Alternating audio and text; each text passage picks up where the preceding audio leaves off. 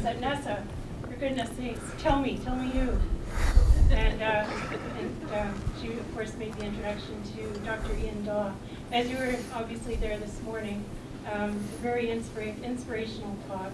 I think we're all very keen to hear how he's going to help us get the movement of all those wheels locally. And looking forward to hearing some of the questions that will come up with folks. And without further ado, here he is.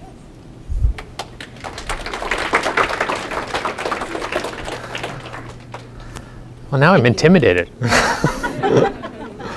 have to be inspirational too? Wow.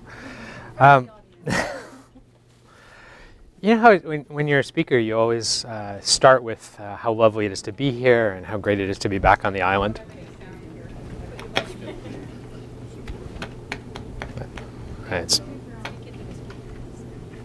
Hello?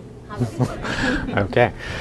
So yeah, when you come up and for me, it's my first time back on the island in about 20 years. So I was really looking forward to coming, and it is as gorgeous as I remember it. But when I got off the plane yesterday and rented a car and drove all the way down, I popped into Shoppers Drug Mart because I'm traveling light, and you can't bring on the liquids or the gels or anything. So I popped into Shoppers Drug Mart, and when I was checking out, they said, "How old are you?" And they gave me the seniors discount. Now, I am 47 years old. And it was a moment for me, I have to admit. It made me reconsider how grateful I was to actually be on the island, if this is what you think of me at this point in time. And I know my struggles in recovery and at Ontario Shores and senior leadership have clearly given me some gray here. I don't know if I appreciated it was going to do that. But then again, it did save me $13, so you know, I guess you have to go with this. But it is truly wonderful, at least it is now, to be back and to have that experience and to be here again with you guys. This morning was really about the 30,000-foot level, that kind of high principled piece, and admittedly from an organizational standpoint. And it has a lot to do with me, you know, helping to run an organization and part of that process. But this afternoon is really, I think, the opportunity to have some fun and to discuss and debate and really have a conversation. As I made reference to this morning, as a native Newfoundlander, I can stand up here and talk for a very long time about most anything, really, and be okay with that. But I actually much more enjoy an interactive conversation. So I've got some stuff that I was going to show you. But if that doesn't jive or meet your needs in particular, I'm happy to have somebody stand up and take us in a different direction, and that would be a lot of fun for me. But we've titled this Advancing Recovery at the Local Level. What are the boots on the ground to actually to use that phrase again? You know, how do we take the rhetoric and make it live? How do we deal with the inevitable pushback that comes from change? When I was at the IHI, the Institute for Healthcare Improvement, a number of years ago, they talked about this kind of now famous statement that nobody fears improvement. People fear change. And that makes a lot of sense, right? We're very comfortable doing what we do because that's how we've done it. As an educator at the University of Toronto, we always struggle with the notions of what is it that makes, what's the single biggest factor, you know, in the type of practice that physicians engage in.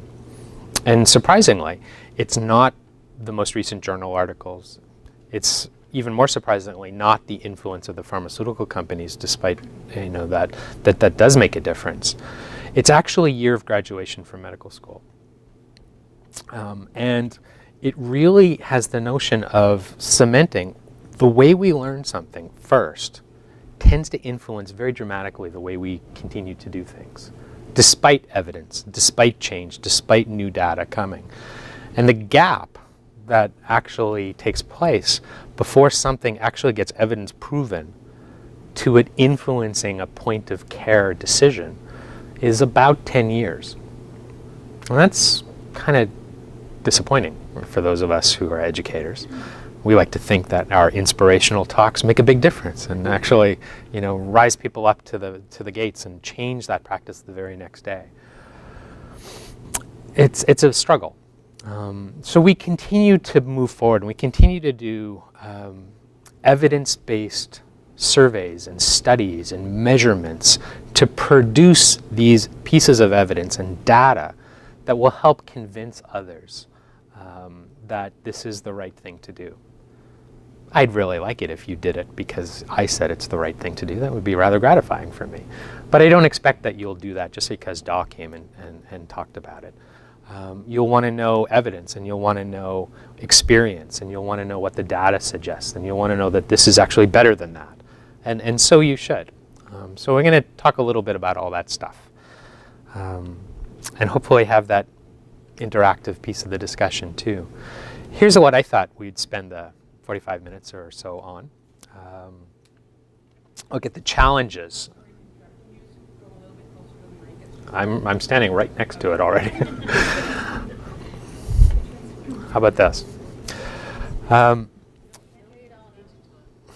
Okay, maybe I should do this. Wait a minute. How about I do this? All right, this way it can follow me. We'll talk about the current challenges in practice, why it's different, why it's difficult.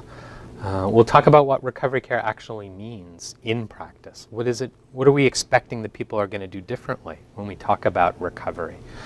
To show that I am an interactive kind of speaker, the question this morning was, what actually is the definition of recovery? It's in here. I put it in here. And the practice strategies that we'll talk about.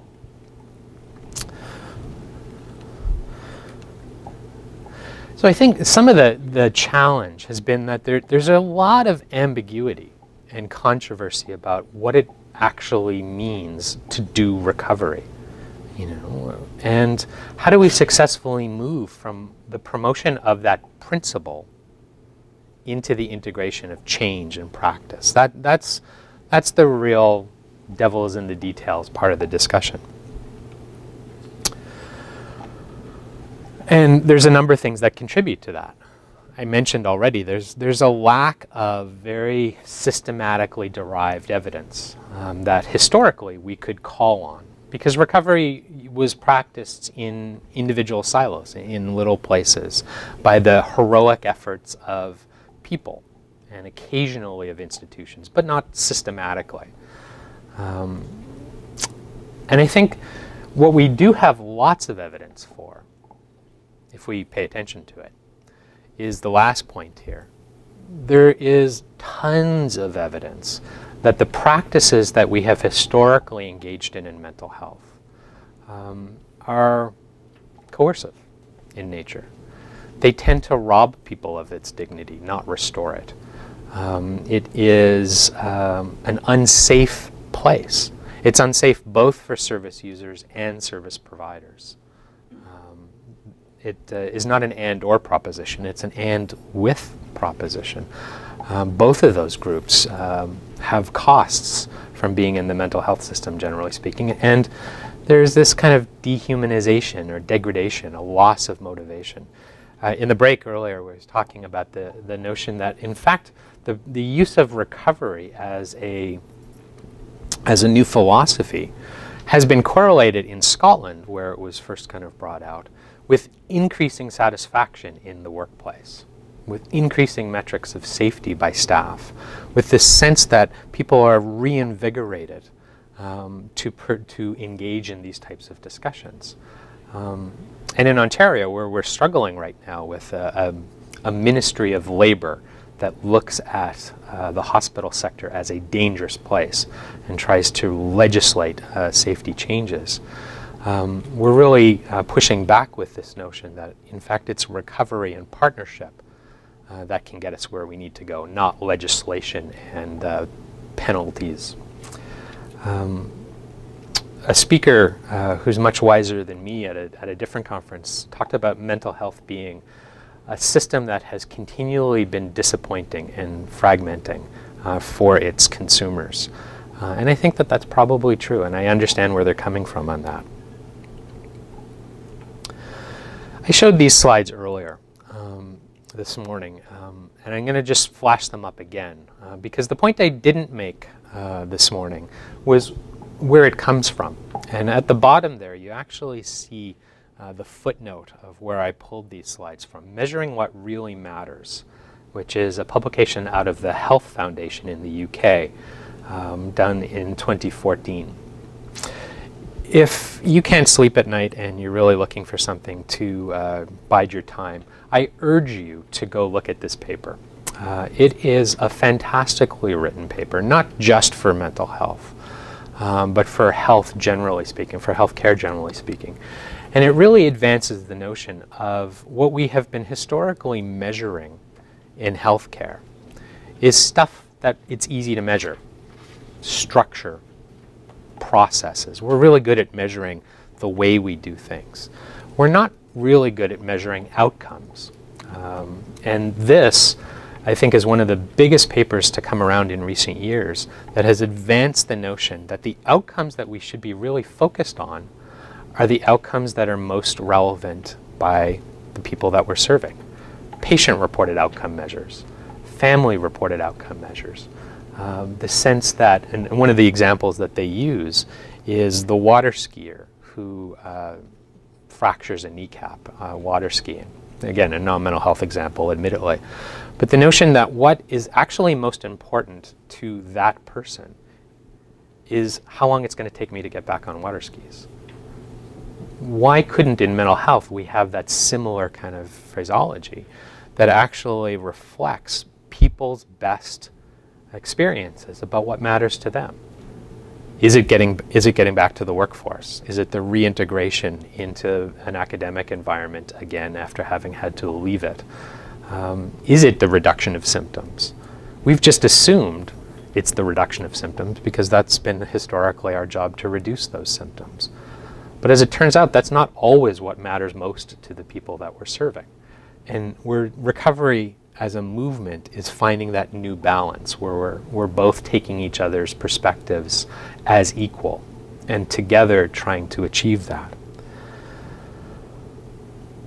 And again, as I'll stress, as I did this morning, the rhetoric is easy to say. It's easy to talk about dignity and compassion and enablement.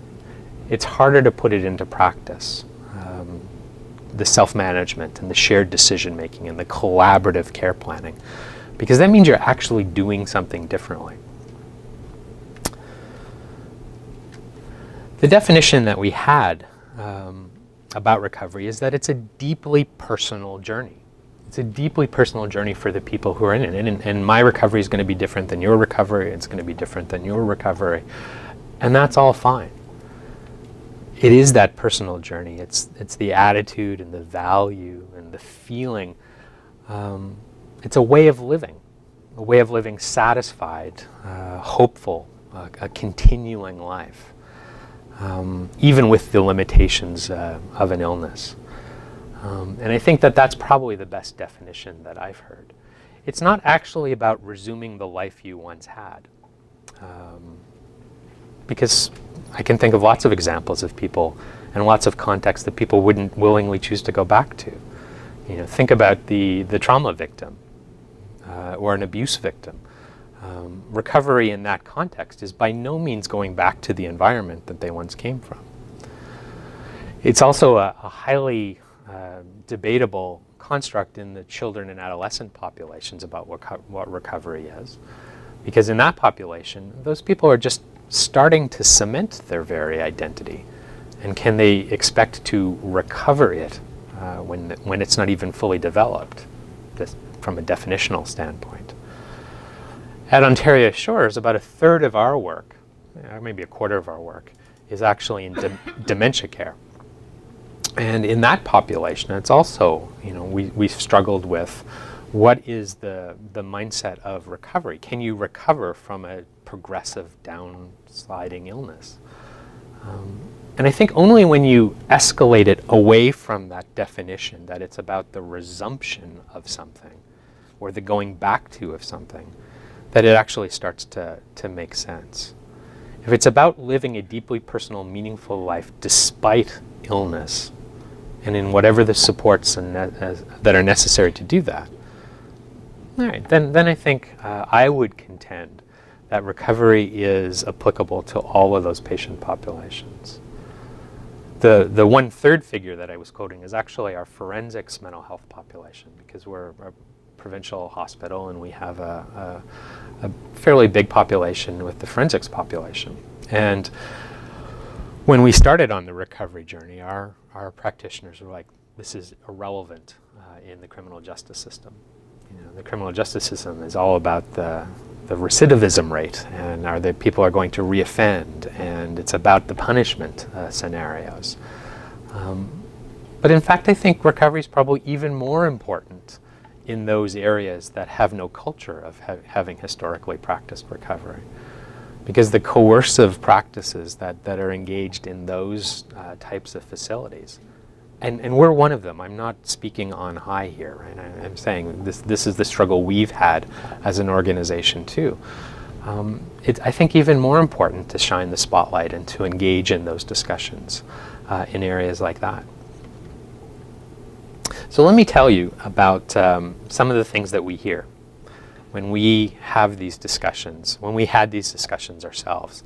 These are actually, with permission, direct quotes from our practitioners when we were starting. You mean I'm not going to have to care for people and treat people, but I'm going to have to help them recover too? Recovery happens only for a very few people. It's not the people with severe and persistent mental illness. You're not talking about the people I see in my practice. They're too disabled. Recovery is not possible for them.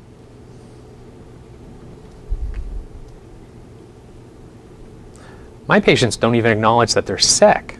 How can I talk to them about recovery when they have no insight into the fact that they're ill in the first place? Just to pick 3 of many things that we hear about. And I don't presuppose that this is not familiar to you guys as well in the conversations that you have, or even some of the things that these are highly intelligent, passionate people who are skilled and compassionate too. But they struggle with, what does this mean? And I think they struggle that way because they weren't trained or educated in recovery. They were trained in a different style, and they're practicing the way they know. But for me, recovery doesn't need to create this extra burden. It's not about seeing it as, yeah, you have to treat them and care for them and do the recovery. Recovery is the process of treating and caring with them, not for them, with them. There's an obvious danger here about adding to workload if it's just something that you throw on top of the businesses that people are doing. But this is not something I think that simply we want to add on. We want to help engage in the discussions about transforming practice and really doing things differently. And I think this is a, dare I say it, a bit of a revolution away from just the traditional assessment, treatment, cure paradigms that all of us were raised in and all of us learned. It's different. I got a couple of others too. How about this one? Recovery approaches devalue the role of professional intervention. Why did I just spend 10 years training if someone else with no training is going to help make the difference and all the decisions? All right, that's somebody who feels threatened, and you know, maybe if that's not obvious, they feel a little threatened there. And that's about the change process, and again, that fear of change. Right? How are we going to do this differently? Is this power, perceived or real power, that I'm having to cede here, or is it still that this is about a new relationship that values the contributions of every participant in it? We all have our expertise that we're bringing to the table. whether it's a professional intervention expertise, whether it is the lived experience expertise, whether it's the family member expertise. John and I were talking earlier that in Ontario, unfortunately, the family perspective isn't legislatively recognized to the degree that the individual experience is recognized. Individual autonomy in Ontario is the biggest thing, and the legislation is written that way. But it almost is at the exclusion of family members. And for us, I think we really try to make sure, and as I hinted about this morning, I have a personal stake in that game as a family member. We really try to ensure that as best as possible, families are part of that discussion too. Either traditional families or untraditional families.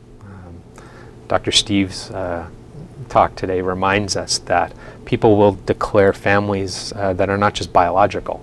There'll be all kinds of different ones, and that's okay. I'm totally comfortable with that. Recovery increases providers' exposure to risk and liability. I mean this with the greatest respect to my colleagues, but it's hard to have a discussion with physicians without somehow getting to risk and liability.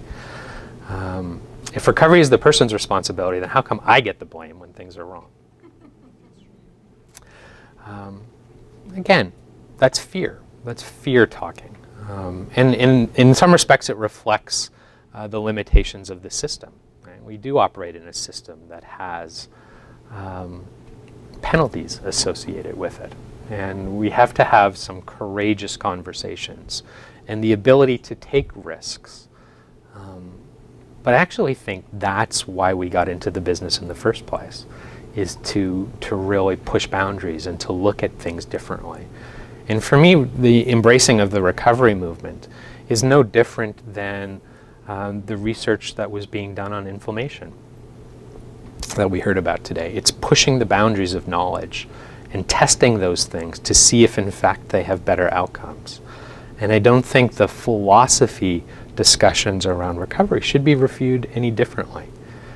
If there's an evidence base to support this, then it should be something that we as a practicing group embrace and move forward, because, not that we're told to, but because it's just the right thing to do.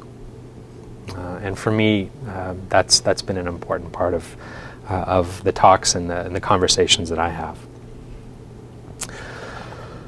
So, Jeff Shepard, who's a professor and one of the leading lights in the world on recovery these days out of the UK, in 2008 came up with the concept of the role of a professional in recovery is to be on tap, not on top. And what they meant by that, and that I like that kind of resonates with me. It's to be the consultant, to be pulled in as necessary for the expertise that you can bring on the demand of the person, but not to be the most important person. It's to recognize they are the most important person. They are the experts. They're the people that have the true stake in it. You're calling on me in my expertise to continue to help bring that process forward. So that collaborative effort means a lot of sense to me. Moving away from that position of power and authority. I frankly am always a little bit uncomfortable when somebody calls me Dr. Dawe. Just, some guy from Newfoundland. I much prefer, first name bases and conversations along those lines. That little bit of a rejection of traditional authority comes from, I think, being an islander and being part of that culture. I might not, in my kind of sense, equate myself with a personal coach or a personal trainer, but that analogy has been made before. In fact, there was a really interesting article in the New York Times that said that there's apparently this amazing correlation between the lack of people doing psychotherapy these days and the numbers of life coaches that have started to take place. And apparently it's two straight lines that run in exact opposite dimensions. So it's an interesting kind of analogy that maybe this kind of movement to life coaching and constructs, it has something to do with this notion of people seeking expertise from wherever they start to think it's valuable. So that offering of professional skills and knowledge while learning from and valuing the service user, who's the expert by experience. So for me, what's been needed here is ways of being a better relationship partner. And this is, I think, somewhat intuitive when you think about, okay, this is a relationship. It's two human beings sitting down, having a conversation and an interaction. How are we going to look at defining that? Are we going to use empathy as opposed to sympathy? Are we going to use caring and acceptance, mutual affirmation if necessary, the encouragement of positive risk-taking? And that's not just you, person with schizophrenia. You should, try to do something different tomorrow, or you with anxiety disorder, try to walk around the block. It's, hey, you as a practitioner, let me make my own decisions in this, and come with me in that journey. We want to do it together. Positive risk-taking on both sides of that equation. And the positive expectation of the future. The sense that it's not all doom and gloom, that there is life in spite of or despite the presence of illness. I showed you this morning a little bit about our patient portal, which I'm admittedly proud about. I'm also kind of a tech geek, so I like that stuff. But for the most part, the technology of our patient portal and the transparency of the records now have really been interesting, and the feedback that we get on it when we solicit feedback has been mostly positive. It's really great. It saves people from having to be readmitted because they can produce their own crisis plans, print them off, and bring them to encounters where people no longer have to guess what the scenarios were. They own their record.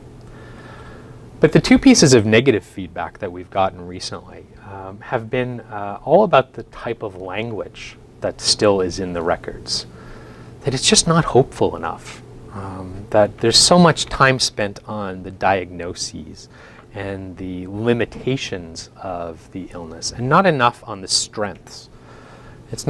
There's less commentary about the person, more commentary about the illness. And nothing against our psychology team, because they're amazing people, but the complaints were directed at the psychologists and in the reports that they generate. Because the psychology testing has a lot of issues looking for bias and malingering and the use of words that are very negative in their connotations. So when we got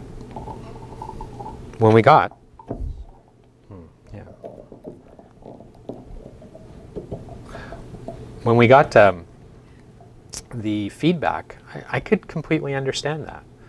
Again, using the test that I talked about this morning of looking at my wife's picture or my kids' pictures on my desk. Yeah, if they were called malingering, I'd be a little pissed at that, More than a little pissed, actually, because I know what it means. And it means you're lying somehow, whether you're actively lying or subconsciously lying. It means that we don't trust you, and that you don't start good relationships on the basis of not trusting somebody. Was that a question? Well, it's just a statement. I used to work in a setting when I assessed someone. It was automatic that they got a copy of the assessment, and then I changed settings and did assessments, and the assessment went into a file that they basically never saw. But one of the things I discovered in listening to you is that when I used to write assessments that people would sign and read and get a copy of, I wrote the assessment for them, not for the health record. Yeah, that's a fantastic point.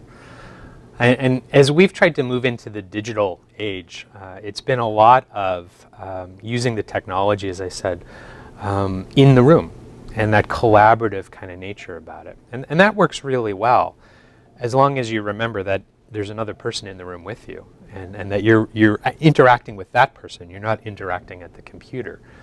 But when people can use that kind of shift, it's really, I think, an amazing kind of experience for them. So this is about relationships and having a high level of emotional intelligence or empathy and relationship-based skills. These are the people who tend to make that transition easier because they see the value of the human-to-human interaction. And based on those 2 complaints that I got about our psychology team, I had to write a memo. That's what administrators do. We write memos. So I wrote a 2-page memo about just hopeful language. And we're going to use that as the basis of some of our new education pieces. Just talking about strengths-based language as opposed to deficit-based language. Having the kind of sense that that there's a hopeful orientation about the future. And that we can have that conversation genuinely and realistically. We're not asking anybody to, to foggy up what the realities are. But we're asking people to not deny that there are strengths in people. And one of the great motivations of that memo actually came from talking to Len Bowers, who's a professor of psychiatric nursing in London. And Len has coined the safe wards model. We talked about our restraint reduction philosophy at Ontario Shores. They're doing something slightly different there called safe wards. But embedded in that safe wards is this little rule that says that the way that a team in the hospital holds its daily rounds should be looked at critically. Because in the daily rounds, what usually gets discussed is things like, yep, went to bed at 10 p.m., got up the next morning, had an argument, didn't take the medications, did take the medications, whatever. It's very process-oriented, and it's a handover from one team to the other, so it tends to be very businesslike. Well, Len came up with the notion that what we should make sure happens in those discussions is that everybody should be mandated to say something nice about the person. And I actually watched them come to the aid of another person who was struggling. Or did you know that that person was a teacher before they got here? Or yeah, that guy has 2 kids and they were in, and it was a lovely encounter. To actually bring some type of conversation about the person into the experience, so that our teams aren't purely dealing with them as a vessel of illness and symptomatology. I really like that. I gotta say, I like that a lot. Yeah? You're suggesting we replace the word malingering, bad lingua language, with belingering. Very well. Can I use that? Yes. We're looking at this type of issue, and we're looking at it all over the place.